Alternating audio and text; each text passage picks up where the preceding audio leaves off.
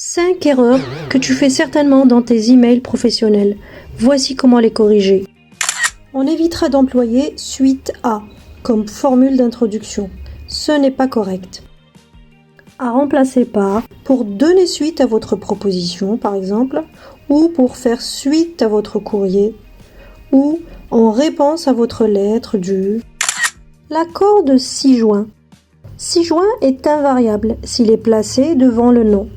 On écrit par exemple « Vous trouverez 6 juin les documents demandés » ou « 6 juin la présentation du projet ». On n'accorde pas. Mais 6 juin s'accorde s'il est placé après le nom. On écrit « Je vous prie de consulter les pièces ci-jointes ».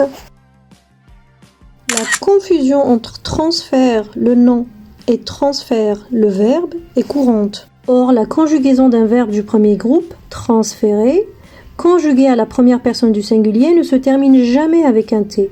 On écrit « Pour faire suite à notre échange téléphonique, je vous transfère les documents demandés ». Pareil pour un envoi et je vous envoie. Un entretien et il s'entretient. Ne pas confondre entre les noms et les verbes. Fais attention aussi à ne pas confondre entre à l'attention de et à l'intention de. À l'attention de signifie à l'adresse de, mais à l'intention de, c'est en l'honneur de. Tu écriras par exemple à l'attention de monsieur si tu t'adresses à lui, mais j'ai organisé cette cérémonie à l'intention de Michel pour son départ à la retraite, c'est-à-dire en son honneur. Ce n'est donc pas adapté dans des échanges professionnels. Et enfin, fais attention à en termes de au pluriel et en termes de au singulier. En termes de au singulier signifie en ce qui concerne. En termes de délai, nous livrerons sous une semaine par exemple.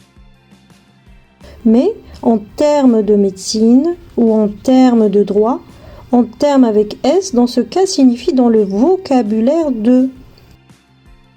Le droit ou la médecine étant des domaines usant de vocabulaire spécifique. C'est toute son image qu'on véhicule à travers ces échanges professionnels.